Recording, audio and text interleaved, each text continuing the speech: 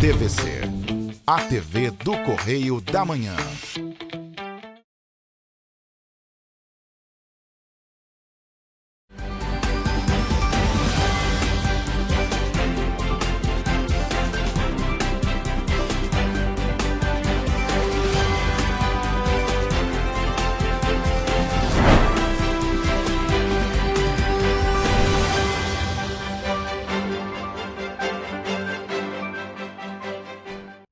Olá, e começa agora mais um Correio Petropolitano na TV, primeira edição. Eu sou Mariana Braga e estamos ao vivo dos estúdios da TV Correio da Manhã em Petrópolis, trazendo as principais notícias da região, especialmente para você. Hoje é quinta-feira, 30 de abril, último dia do mês, e você vai ver a seguir. Turp não está em condições de operar com qualidade em Petrópolis, segundo a CPTrans. Deputado Sérgio Fernandes articula em Brasília recursos para educação e pressiona por aprovação do ICMS educacional no Rio de Janeiro. Banco de sangue está com estoque crítico em Petrópolis. Ponte do Arranha-Céu será interditada a partir de 11 de maio em Itaipava. Agora, no Correio Petropolitano na TV, primeira edição.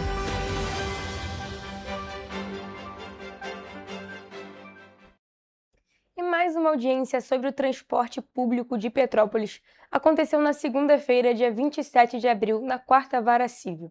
Desta vez, o ponto central da sessão foi a situação da empresa Turp Transporte, logo após a paralisação por parte dos rodoviários, que durou 5 dias. Na audiência, a CPTrans informou que a Turp não está em condições de operar com qualidade em Petrópolis.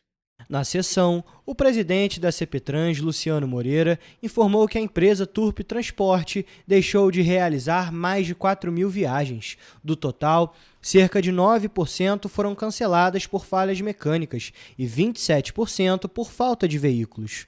De acordo com o responsável pela pasta, o caso mais crítico é o da linha 700 terminal de Itaipava, considerado estratégica por ligar o centro para os outros distritos da cidade.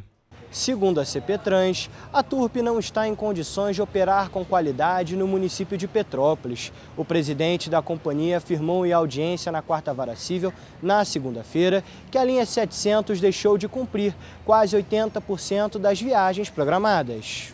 Diante do cenário exposto na sessão, o juiz Jorge Luiz Martins demonstrou preocupação com o sistema de transporte público da cidade. Segundo o magistrado, os acidentes registrados com coletivos da Turp comprometem o serviço e prejudicam principalmente os usuários. O fato é que nós estamos vivendo uma situação grave do transporte coletivo em Petrópolis. O juiz Jorge Luiz Martins ressaltou ainda que a Turp não está cumprindo o contrato acordado entre a empresa e o executivo. Ou nós resolvemos ou não resolvemos. Ou se o prefeito age e toma uma decisão, ou nós vamos ter que tomar alguma decisão que eu não sei ainda qual é. Mas a população petropolitana não está sendo atendida pela Turp conforme exige a lei de concessão. Com isso, o juízo manteve a decisão que cobre o relatório quinzenal de dados da operação da empresa. E os petropolitanos continuam com as incertezas sobre uma melhora na prestação do serviço na cidade. Como é que vai se resolver isso? De quem é a culpa aí? É da empresa, é da prefeitura, é dos dois? Eu moro no Quitandinha e lá a questão de ônibus é complicada, até por isso eu uso o carro, né? É muito caro. Em Juiz de Fora a passagem está R$ 3,90. E assim, os ônibus estão bem ruins aqui, né? Sandra Maria relembrou sobre a recente paralisação dos rodoviários da Turp, que durou 5 dias. Eles trabalham, eles têm que cuidar do trânsito, de dinheiro, ser maltratados às vezes por cliente, né? Eles são pessoas que estão precisando de ter mais valor, né? Porque são homens de família, não tem ninguém na família que trabalha de motorista, né? Mas assim, precisa de ser mais reconhecido, né? Para Júlio César, o valor da passagem não é proporcional com a distância percorrida pelos coletivos na cidade. É quase o mesmo valor que é no Rio de Janeiro, só que você não anda nem a metade da quilometragem que anda lá, né? E fora também a questão da prefeitura, tem as ruas, né? Que aí também pro lado da empresa também é ruim, questão de manutenção. Então é uma coisa que não tem um culpado só, né? Ainda na audiência, o Ministério Público do Estado do Rio de Janeiro pontuou que o Executivo poderá sofrer sanções com acompanhamento do Tribunal de Contas do Estado, em parceria com o MPRJ, em decorrência do Plano de Mobilidade Urbana, que acaba comprometido pelas inconsistências no transporte. Durante a sessão, a Turp afirmou que segue empenhada em cumprir metas, mas apontou dificuldades financeiras. A empresa atribuiu a situação do atraso no repasse do Vale Educação por parte do município, o que, segundo a Turp, impacta no fluxo de caixa. No entanto, de acordo com a CPTrans, a dívida do Vale Educação não representa 20% do sistema e não tem mais de 15 dias de atraso, o que, segundo a companhia, não é suficiente para justificar o desequilíbrio financeiro. Em agenda oficial na capital federal, o deputado estadual Sérgio Fernandes, do PSD, se reuniu com representantes do Fundo Nacional de Desenvolvimento da Educação para garantir mais investimentos aqui para Petrópolis. O encontro contou também com a presença do prefeito Ingo Rames e da secretária de Educação, Poliana Ferrares. A principal pauta foi ampliar o acesso a recursos federais, com foco na expansão do ensino em tempo integral e no fortalecimento de projetos ligados ao Plano de Ações Articuladas. Durante a reunião, o deputado também levou uma demanda de alcance estadual, que busca garantir que todos os municípios do estado do Rio de Janeiro possam acessar recursos adicionais por meio do VAR, que é o Valor Aluno Resultado, ou seja, mecanismo que premia redes de ensino com base no desempenho e equidade. E a gente está aqui lutando pelos direitos para corrigir todos esses problemas, tudo que a gente pode fazer de melhorias para a educação de Petrópolis, para trazer aí mais qualidade no ensino da cidade. O entrave, segundo o parlamentar, está na falta de uma legislação estadual. Para que o Rio tenha acesso aos recursos a partir de 2027, é necessário que a Alerj aprove o projeto do ICMS educacional. Sem isso, o Estado pode repetir o prejuízo registrado esse ano. Um compromisso que a Assembleia Legislativa precisa assumir, que é aprovar o ICMS educacional e proporcionar mais recursos via Fundeb, não só para o município de Petrópolis, mas para todos os demais municípios. Em 2026, o Rio de Janeiro foi o único estado do país a não receber mais de 100 milhões de reais do Fundo Nacional de Desenvolvimento da Educação, por não ter aprovado a lei. A proposta já passou pela primeira discussão na Assembleia e agora está em fase de análise de emendas. Principalmente escola tempo integral, que a gente possa proporcionar mais oportunidades para gerar mercado primário, que a gente possa trabalhar também com esse nosso objetivo aqui. O deputado alerta ainda para o prazo. A legislação precisa ser aprovada, sancionada e cadastrada no sistema federal até o dia 31 de agosto. Ele defende a mobilização de prefeitos e gestores para pressionar pela votação e garantir mais investimentos na educação pública do Estado. Olha só, gente, agora um alerta importante. O Banco de Sangue Santa Teresa enfrenta dificuldades em decorrência do estoque crítico dos estoques de segurança. Em contrapartida, a demanda dos pacientes continua alta, o que torna o problema ainda maior, principalmente com o feriado nesta sexta-feira, período em que o número de doações é impactado. Com o feriado nesta sexta-feira, dia 1º de maio, os estoques de sangue do Banco de Sangue Santa Teresa ficam abaixo do esperado, de acordo com Eliane Custódio, captadora do banco. Enquanto a situação é crítica, a demanda de pacientes segue alta. Eu peço encarecidamente que todos estejam nos assistindo ou nos ouvindo, que venham realizar sua doação entre quarta e quinta, para a gente conseguir abastecer os nossos estoques, para a gente ficar tranquilo e despreocupado no final de semana. Historicamente, em períodos com a presença de feriados, o número de doações é impactado e a necessidade por hemocomponentes permanece.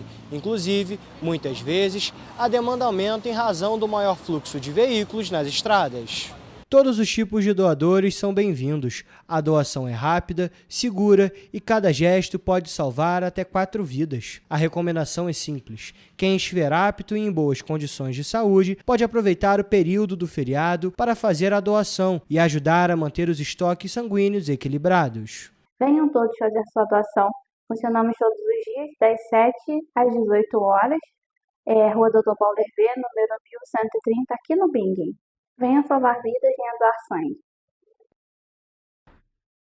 Gente, quem puder ir, vai lá até o Banco de Sangue Santa Teresa e faça a sua doação. Agora, mudando de assunto, mas ainda falando sobre Petrópolis, a ponte do Arranha-Céu em Itaipava vai ser totalmente interditada a partir do dia 11 de maio. A confirmação foi feita pela concessionária Elovias após reunião com representantes da sociedade civil. A obra, que era prevista para 2030, foi antecipada por causa de riscos estruturais na ponte atual. A Ponte do Arranha-Céu é uma das principais ligações entre a BR-040 e a Estrada União Indústria, um dos eixos mais importantes para a mobilidade no distrito de Itaipava. A interdição total, que tem previsão para ser iniciada no dia 11 de maio, deve durar cerca de 6 meses, período em que serão realizadas as obras da nova ponte. A decisão foi apresentada durante uma reunião virtual realizada na sexta-feira entre a concessionária Elovias e representantes da sociedade civil. A Associação Unidos por Itaipava, que vinha cobrando transparência e medidas para reduzir os impactos, considerou positiva a definição do cronograma e a abertura de diálogo. Segundo a concessionária, a antecipação da obra foi necessária após a identificação de problemas estruturais na ponte atual, o que acendeu um alerta para a segurança de motoristas e pedestres. Petrópolis avança na promoção da inclusão e da dignidade das pessoas com deficiência com a atualização da Lei nº 6.387 de 26 de outubro de 2006, por meio de nova legislação de autoria do vereador Júnior Paixão.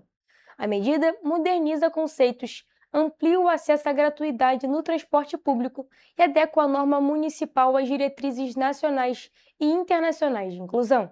A nova lei substitui termos ultrapassados, como portadores de necessidades especiais, por pessoa com deficiência, ou PCD, alinhando a legislação municipal à Convenção sobre os Direitos das Pessoas com Deficiência da ONU e também à Lei Brasileira de Inclusão. Além da atualização terminológica, a legislação amplia e detalha os critérios para a concessão da gratuidade, incluindo diferentes tipos de deficiência física, visual e intelectual, bem como condições específicas como fibromialgia, hemofilia e pessoas em tratamento contínuo que não pode ser interrompido sem riscos à saúde. Outra mudança está na regulamentação da carteira de identificação da pessoa com deficiência, que passa a ter validade vinculada ao período de tratamento ou prazo máximo de 1 ano, com a possibilidade de renovação.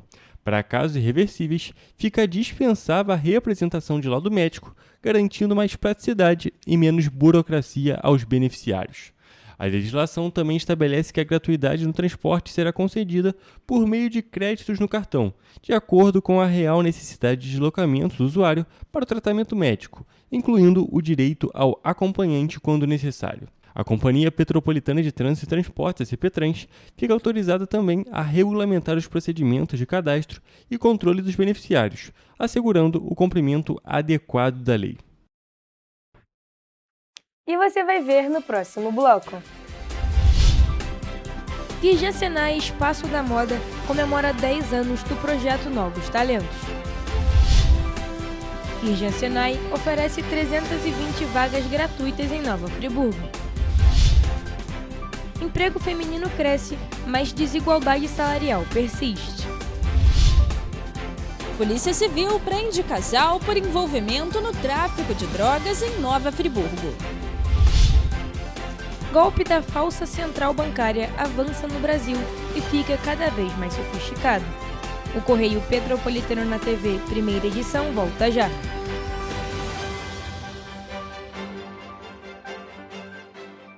Petrópolis, uma cidade histórica, que agora tem um novo ponto de conexão. O Correio Petropolitano se renovou e leva o que de mais importante acontece na cidade, de maneira mais ágil e acessível. Acesse as notícias de Petrópolis de maneira rápida e prática, onde quer que você esteja. Fique por dentro dos acontecimentos da cidade, da política, da cultura e muito mais. Correio Petropolitano. A informação de qualidade a um clique de distância. Acesse www.correiopetropolitano.com.br. Para ter mais qualidade de vida, conte com a maior rede de academias de Petrópolis. Aqui na Corper, com uma mensalidade, você utiliza todas as unidades: Centro, Bingen, Itamaraty e Itaipava.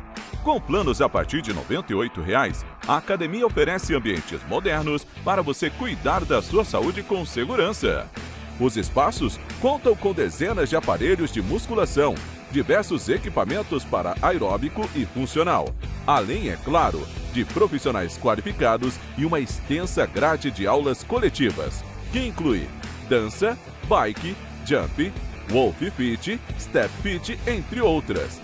Nossas estruturas são equipadas com salas de musculação e aulas coletivas, salas de avaliação física e nutricional, vestiários e estacionamentos amplos. Venha nos fazer uma visita e surpreenda-se! Enquanto você pensa que poderia ganhar igual aos homens, a Alerj faz. As leis que você precisa, a Alerj faz. Baixe o aplicativo da Alerj e conheça seus direitos.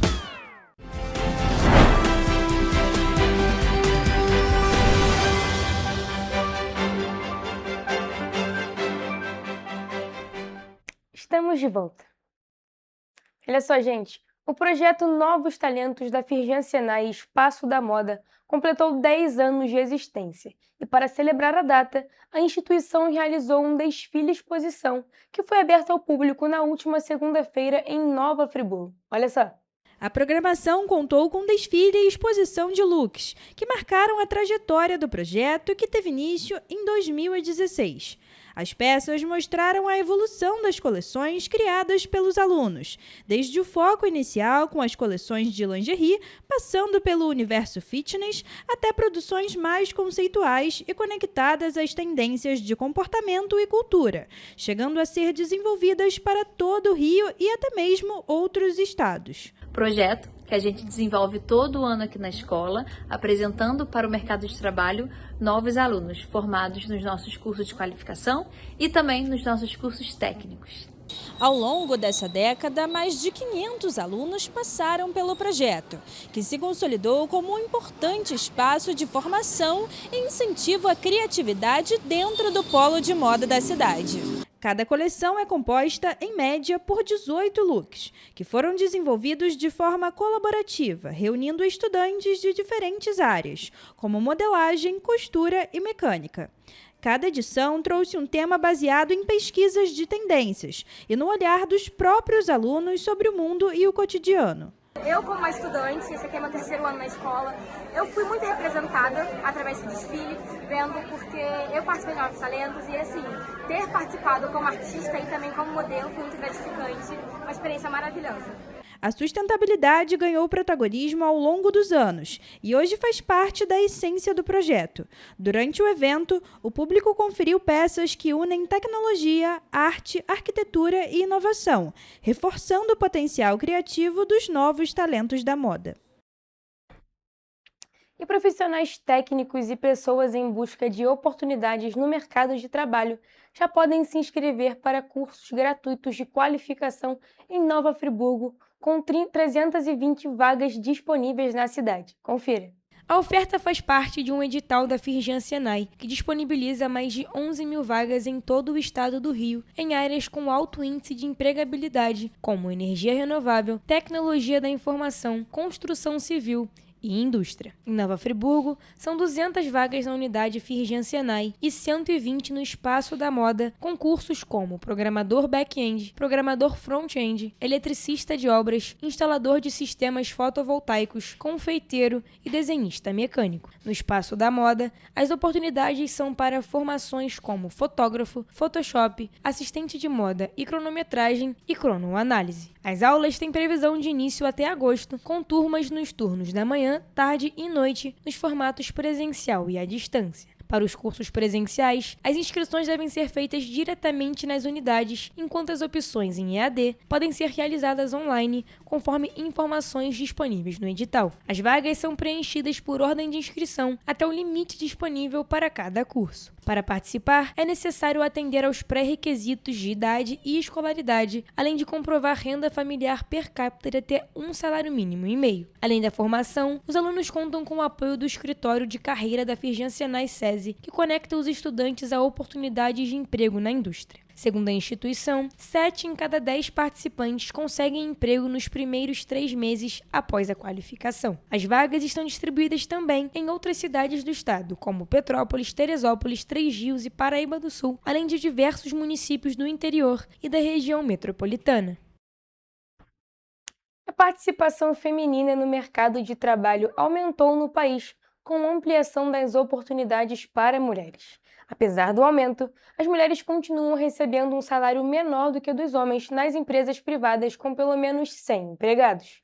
Dados do Ministério do Trabalho e Emprego mostram que o emprego feminino cresceu 11%, com ampliação das oportunidades, principalmente para mulheres negras e pardas. O número de trabalhadoras passou de 7.200.000 para 8 milhões, um acréscimo de cerca de 800 mil postos de trabalho. Entre mulheres negras, o avanço foi ainda maior, com crescimento de 29%, passando de 3.200.000 para 4.200.000 ocupadas. Mas mesmo com esse aumento, as mulheres recebem, em média, 21,3% a menos que os homens em empresas privadas, com pelo menos 100 funcionários. A diferença salarial praticamente não mudou em relação ao ano anterior, quando era de 20,7%. No salário mediano de contratação, a diferença subiu de 13,7% para 14,3%. O salário médio no país é de R$ 4.594,89, enquanto o salário mediano é de R$ 2.295,36.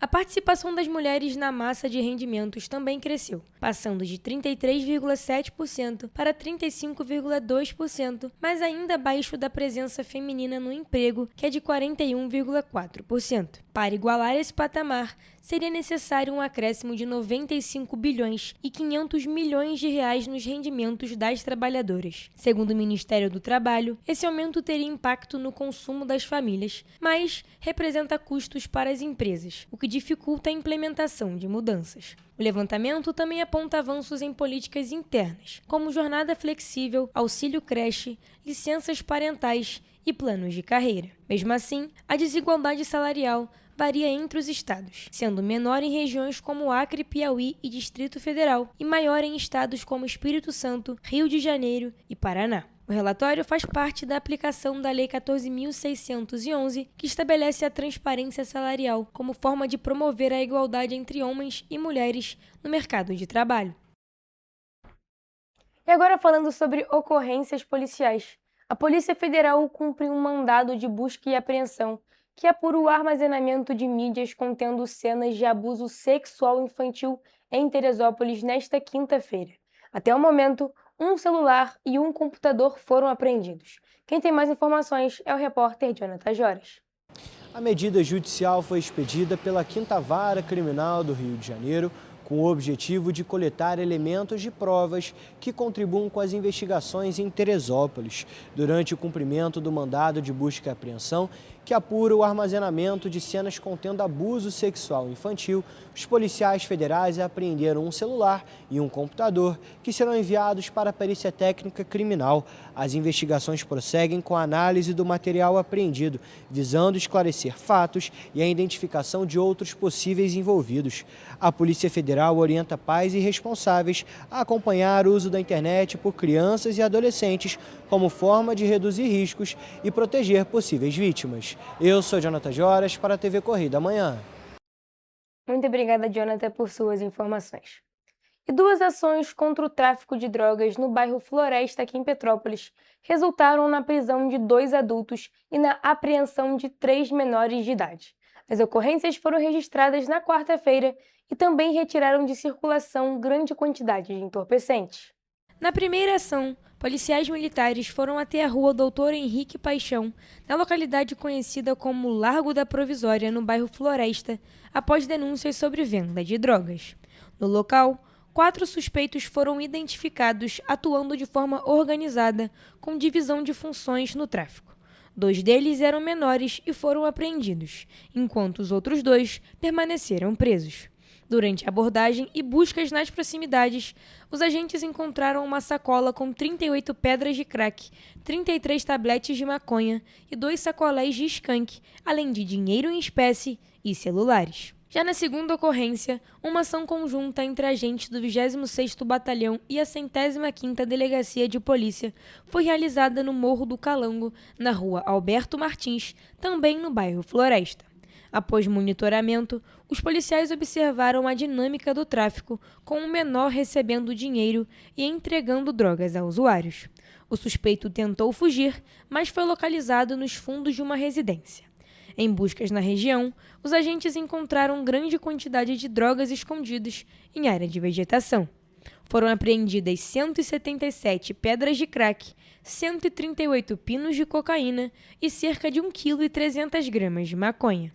Foram apreendidas 177 pedras de crack, 138 pinos de cocaína e cerca de 1,3 kg de maconha, além de dinheiro em espécie. O menor de 16 anos foi apreendido e encaminhado para a delegacia, onde ficou à disposição da Justiça. E a Polícia Militar, com apoio da Polícia Civil, prendeu um casal envolvido com o tráfico de drogas em Nova Friburgo. Os suspeitos foram capturados na segunda-feira na localidade conhecida como Loteamento dos Maias. A repórter Evelyn Carvalhais tem mais informações. A ação foi realizada após trabalhos de investigação e inteligência, que identificaram a atuação dos criminosos em um bar, que fica localizado no bairro Loteamento dos Maias, em Nova Friburgo, que servia de ponto de comercialização de drogas. Diante disso, os agentes foram até o local e flagraram a dupla em posse de drogas e dinheiro.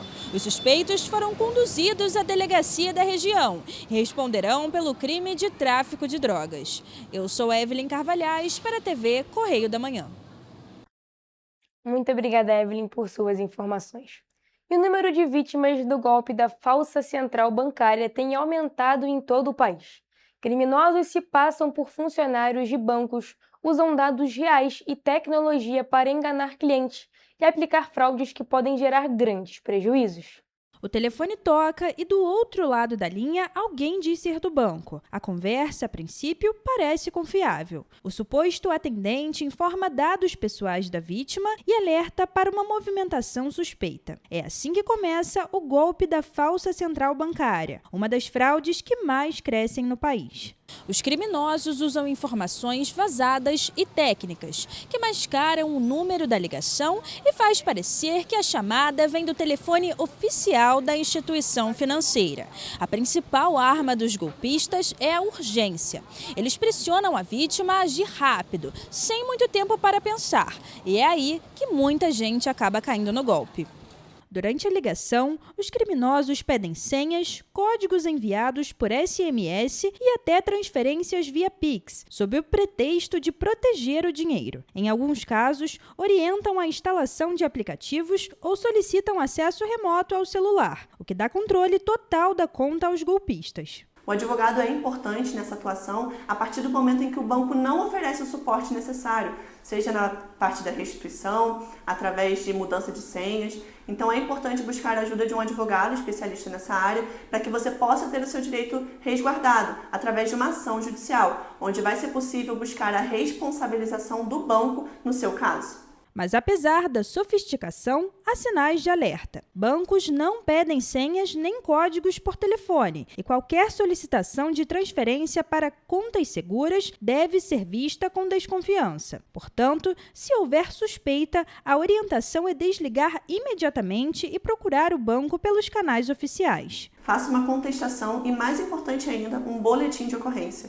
O boletim de ocorrência ele vai te resguardar para eventuais perdas lá na frente e até mesmo na hora de ingressar com o processo judicial, se for o caso. Para quem já foi vítima, agir rápido pode fazer a diferença. É possível acionar mecanismos de bloqueio, principalmente em transferências via Pix, além de registrar ocorrências e reunir provas. Na Justiça, já há entendimento de que instituições financeiras podem ser responsabilizadas em casos de falha na segurança. Enquanto os golpes evoluem, a informação segue sendo a principal forma de proteção. Nós vamos agora para um rápido intervalo, mas não sai daí, porque na volta temos o Correio Esportivo.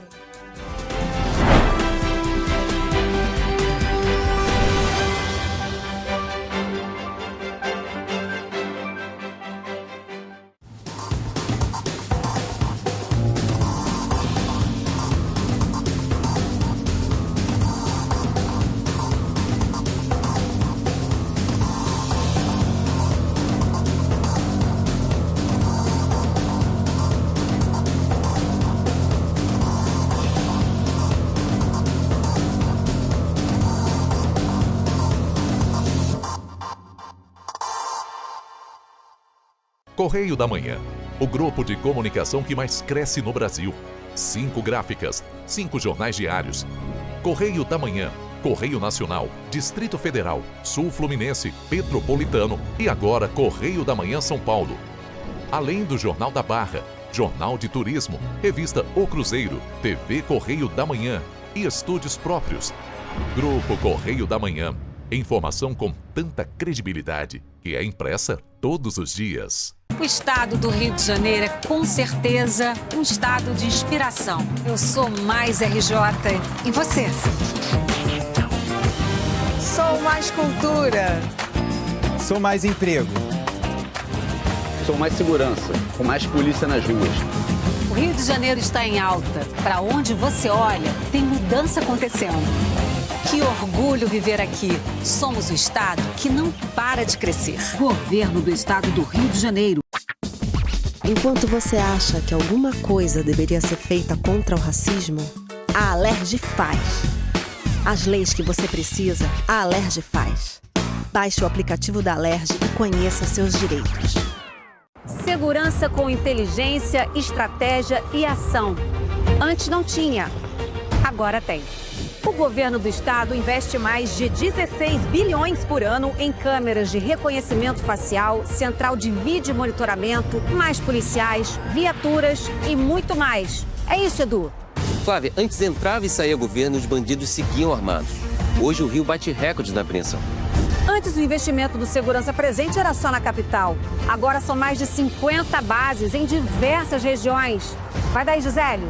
O Rio sempre teve vocação para grandes eventos, certo, Tenente? Positivo. Agora também dá show em planejamento. Antes não tinha estratégia. Agora temos até uma agência central de inteligência. Isso dá mais agilidade nas investigações, né, Major? Claro, Flávio. Positivo. Bota positivo nisso. O Rio de Janeiro tem um governo que trabalha muito. Primeiro ele faz, depois ele mostra. Como tem que ser, né?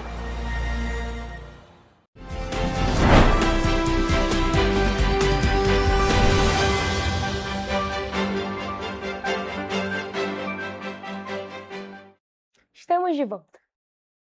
E como prometido, vamos agora para o Correio Esportivo com as principais notícias do mundo do esporte, com Hugo Petersen e Jonathan Joras.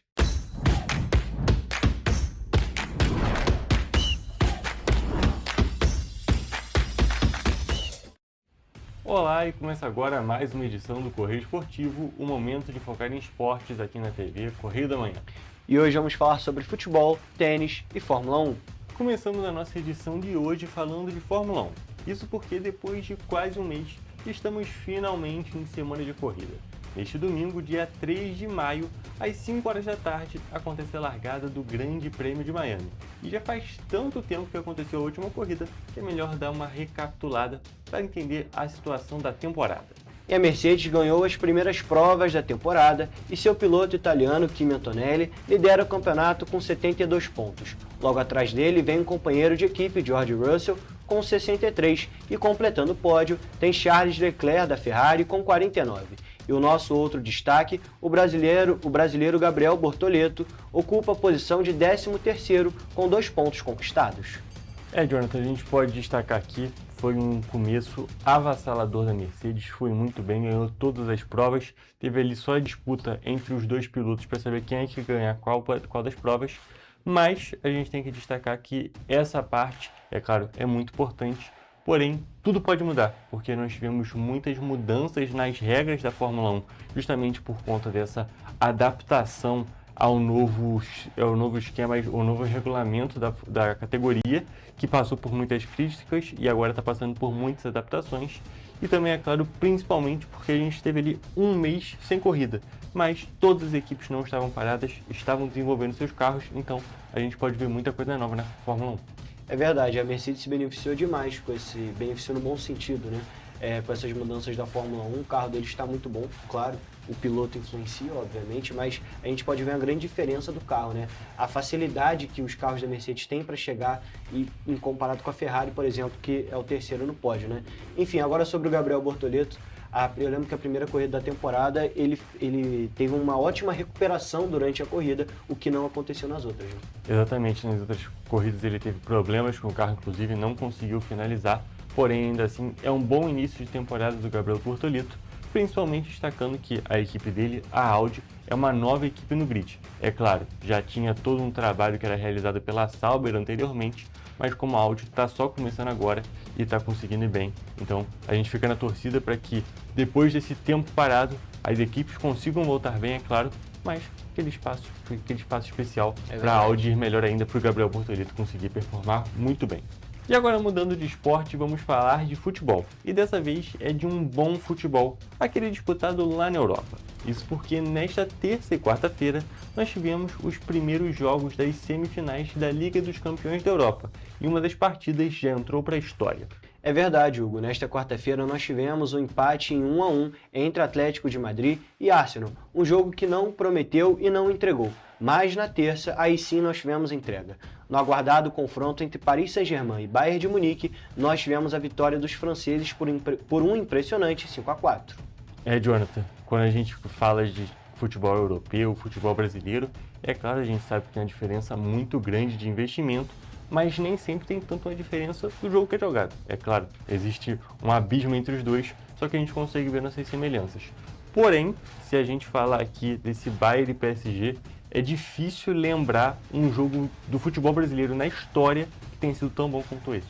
É verdade, eu acho que o futebol brasileiro ainda está atrás, principalmente no quesito investimento, como você falou, e principalmente na diferença técnica. Nós temos craques no Brasil, obviamente, mas a elite está lá, né, querendo ou não, e esse Bayern e PSG mostrou que o futebol europeu ainda está muito à frente. A gente pode ver a qualidade. Assim, eu fico impressionado com o Bayern de Munique, mesmo não tendo um time excelente, né, em questão de nomes, que já teve times melhores, inclusive, que ganhou Liga dos Campeões, e hoje a gente consegue perceber que mesmo não tendo o melhor time do mundo, consegue ter uma excelência absurda dentro de campo. É a mesma coisa para o Paris Saint-Germain. Claro, o Paris Saint-Germain tem um time que o pessoal brincava no passado, né, que era o time low profile do Paris Saint-Germain, que não tinha aquelas estrelas como o Neymar, o Messi ou o Di Maria, mas o Dembélé se tornou uma estrela. Exatamente, o time do PSG começou como um pouco desconhecido, mas agora todos os jogadores são estrelas do futebol mundial. Todas as posições são praticamente os melhores do mundo, menos o goleiro ali, que é o Safonov, que também tem um destaque muito grande e fica ali um pesadelo na cabeça dos flamenguistas. Ele não é um goleiro assim do maior nível, mas ainda assim é um ótimo goleiro e todas as posições estão bem servidas. É claro, tem um jogador ou outro que não conseguem cumprir a mesma função que o titular ou que um jogador de um outro time, porém ainda assim é um jogo muito bom. E a gente tem que destacar aqui, né, Jonathan, que foi um jogo de várias viradas, teve muita coisa acontecendo. O Bayern começou ganhando, tomou a virada, depois o PSG abriu 5-2 e ainda assim o Bayern de Munique conseguiu chegar no 5-4 e quase empatou o jogo. Então assim, é uma partida impressionante, um jogo muito bom para todo mundo que gosta de assistir aquele futebol bem jogado, aquele futebol disputado e que os jogadores e os times não têm medo de jogar. Esse jogo é um jogo que vale a pena reassistir. Eu tenho muita dificuldade de assistir futebol sem ser ao vivo, mas esse jogo aqui, para quem perdeu, realmente é uma ótima oportunidade e um ótimo espetáculo. E esse jogo é parecido até no quesito de qualidade com a final da Copa do Mundo de 2022, né? Que todo mundo fala que é um dos melhores jogos de todos os tempos, da França e da Argentina. Esse jogo do Bayern e do Paris Saint-Germain pode entrar para um dos melhores jogos de todos os tempos. Eu queria também destacar o Harry Kane, né? Todo mundo falava, Harry Kane, não é tudo isso. Cara, o Bayern de Munique está destruindo, né, o futebol, e nesse jogo, na minha opinião, ele foi o grande destaque, apesar do Bayern ter perdido. Exatamente, na minha visão também ele foi o principal destaque. Ele não apareceu tanto em tantos momentos do jogo, mas todas as vezes que ele aparecia era algo impressionante. Ele dá uma bola para o Luiz Dias, que faz o que ele quer com o Marquinhos, que é algo surreal, que a jogada do gol é maravilhosa, mas o passe do Kane muitas das vezes rouba a cena. Então assim, é um grande jogador que cada vez se coloca na lista dos grandes jogadores do futebol. Ele se recriou e até falam, até de vez em quando algum comentarista fala, é até injusto jogar com Harry Kane, porque ele conta como 2. Ele joga de 9, de 10, e muitas das vezes ele joga até como 8. Então assim, é um jogador impressionante e é um jogo de muita qualidade. Bayern de Munique e PSG tem muita qualidade, e semana que vem a gente tem mais um jogo que também promete muito.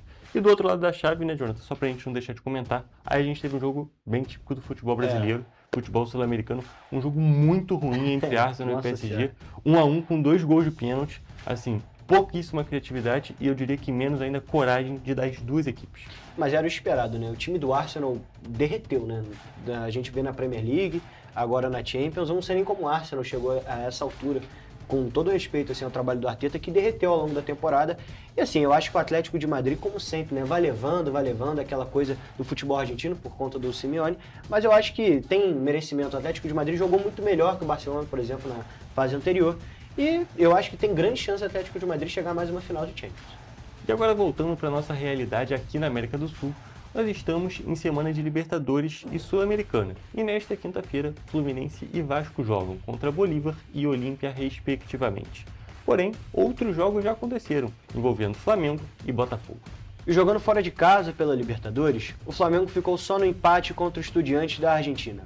O gol rubro-negro foi marcado por Luiz Araújo e dos argentinos por Carrilho. Esse jogo foi marcado por polêmica na arbitragem, muitos gols perdidos e a lesão de Arrascaeta.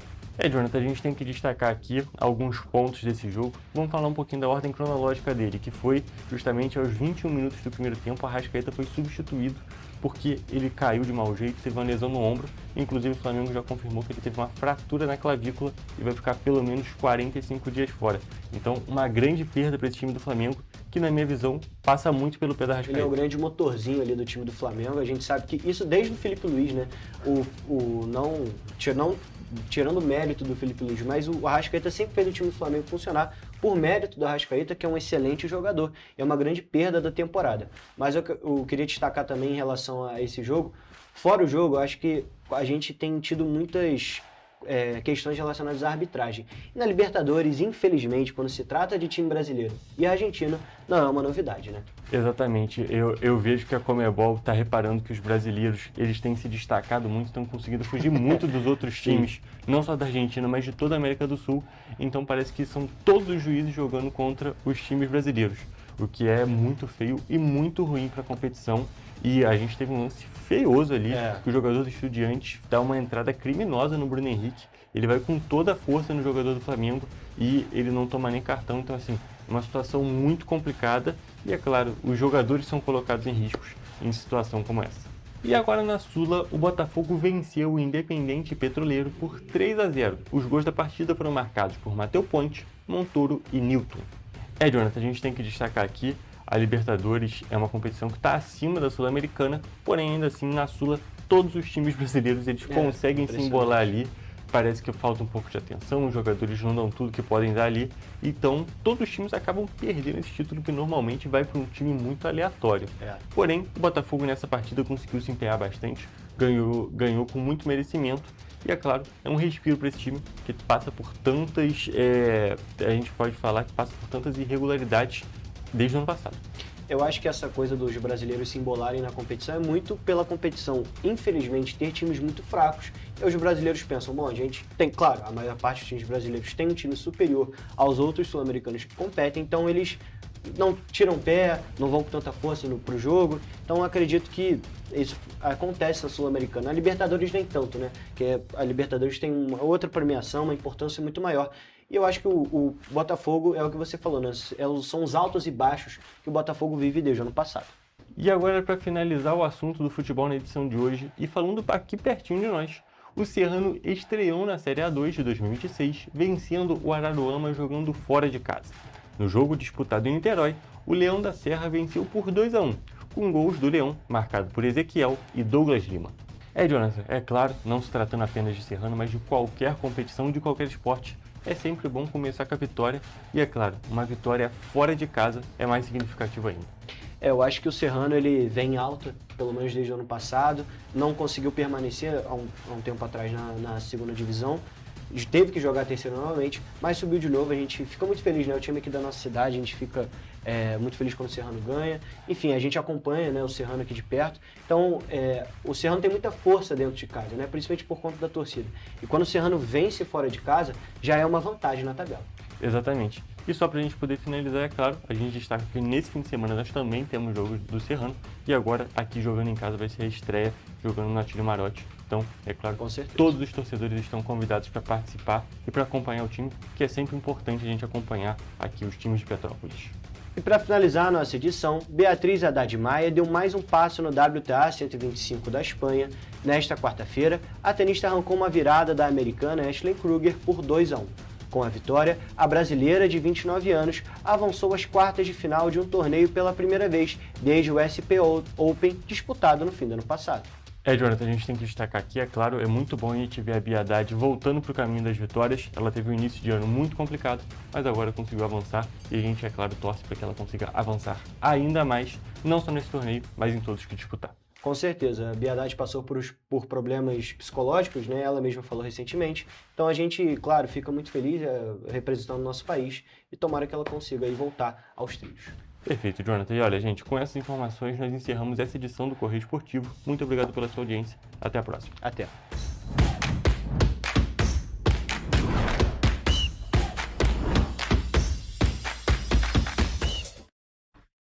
Muito obrigada, Hugo e Jonathan, pelos principais destaques do mundo do esporte. Olha só, gente, agora nós vamos para o último e rápido intervalo, mas não sai daí, porque na volta temos a previsão do tempo.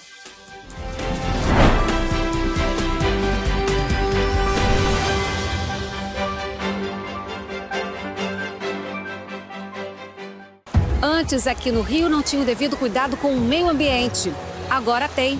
O governo do estado está despoluindo a Baía de Guanabara. E com obras de saneamento e ecobarreiras, devolveu as praias do Flamengo e Glória limpas e próprias para o banho. É isso, Edu? E tem mais. Antes o Rio não tinha combate ao desmatamento e nenhum programa de reflorestamento. Agora, o governo do estado fez a recuperação do ecossistema florestal e marinho. Gisélia, com você. Você lembra o que acontecia aqui quando chovia? Aqui, ó, alagava tudo. Agora, o governo do estado investiu mais de 800 milhões no Limpa Rio e limpou 3.000 quilômetros de rios, córregos e canais em todo o estado, evitando assim o impacto das chuvas. O Rio tem um governo que trabalha muito. Primeiro ele faz, depois ele mostra. Como tem que ser, né?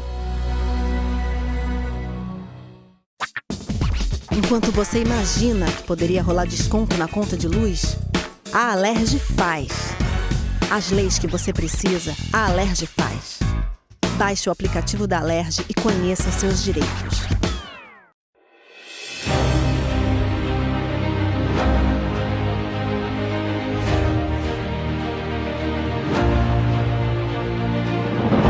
Não é jornalismo de direita, é jornalismo direito.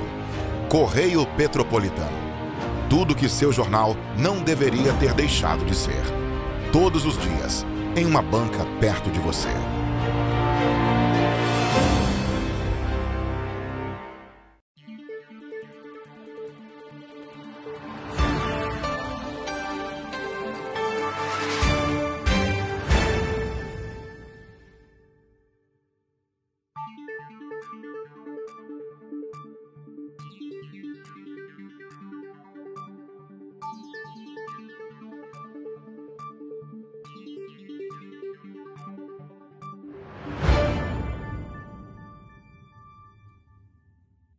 Petrópolis, uma cidade histórica, que agora tem um novo ponto de conexão.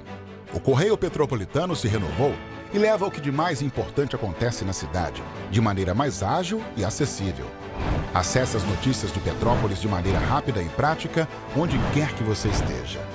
Fique por dentro dos acontecimentos da cidade, da política, da cultura e muito mais. Correio Petropolitano. A informação de qualidade a um clique de distância. Acesse www.correiopetropolitano.com.br.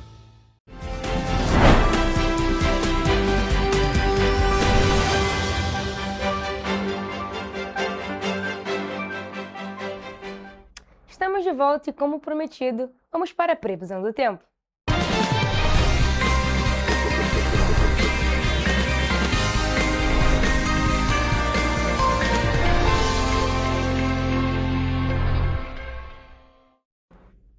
Gente, hoje já é quinta-feira, amanhã sextou, fim de semana chegando também, mas é claro, amanhã é feriado, então a gente quer saber como é que fica as tendências climáticas e por isso já estou aqui ao vivo com a Evelyn Carvalhais, que é quem vai falar mais pra gente sobre.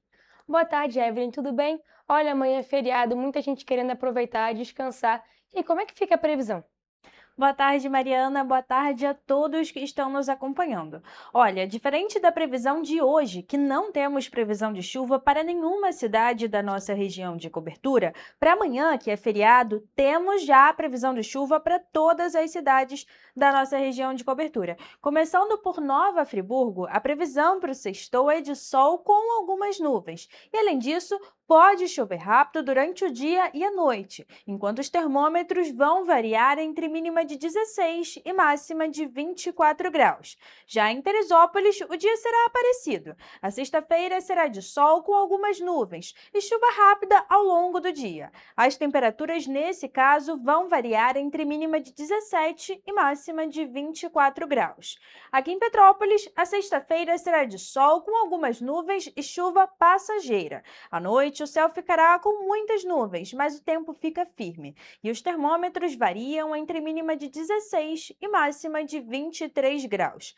Agora, em Paraíba do Sul, o dia será de sol com muitas nuvens e pancadas de chuva na parte da tarde. À noite também haverá muitas nuvens, mas também sem chuva. Os termômetros, nesse caso, vão variar entre mínima de 20 e máxima de 27 graus. E para finalizar a nossa previsão do tempo de feriado, Dia do Trabalhador, em 3 dias, a sexta-feira será de sol com muitas nuvens e pancadas de chuva à tarde. À noite também haverá muitas nuvens, mas não chove, enquanto as temperaturas vão variar entre mínima de 20 e máxima de 28 graus. Então a gente pode esperar uma chuva passageira por aí. Pois é, a gente pode reparar também uma coisa parecida em todas as cidades, é que a previsão para as chuvas é principalmente na parte da tarde, uma pancada de chuva, que é mais comum da época do verão, mas a gente está no outono e mesmo assim continua essa tendência de pancadas de chuva na parte da tarde e à noite o tempo já fica firme, assim como na parte da manhã. Então, para quem quiser aproveitar o feriado do Dia do Trabalhador, saindo de casa, dá para sair, quem for sair na parte da tarde, saia com guarda-chuva em todas as cidades da nossa região de cobertura, para não ser pego desprevenido. Mas, Evelyn, muito obrigado por suas informações. E essa foi a nossa previsão do tempo.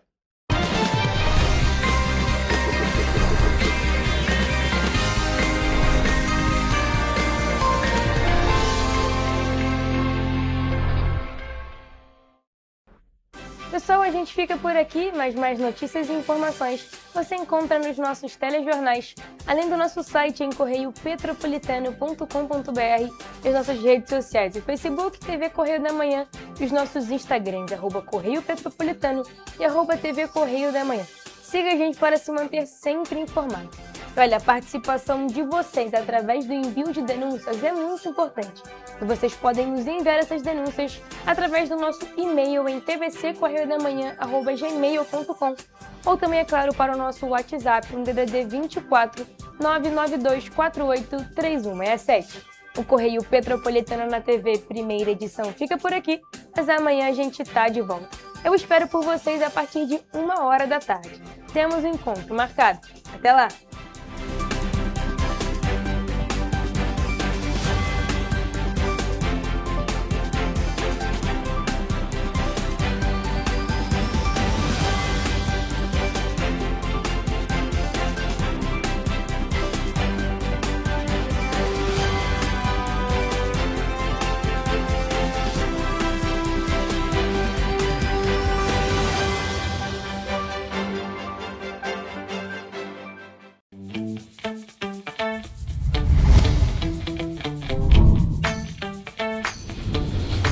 TVC, a TV do Correio da Manhã.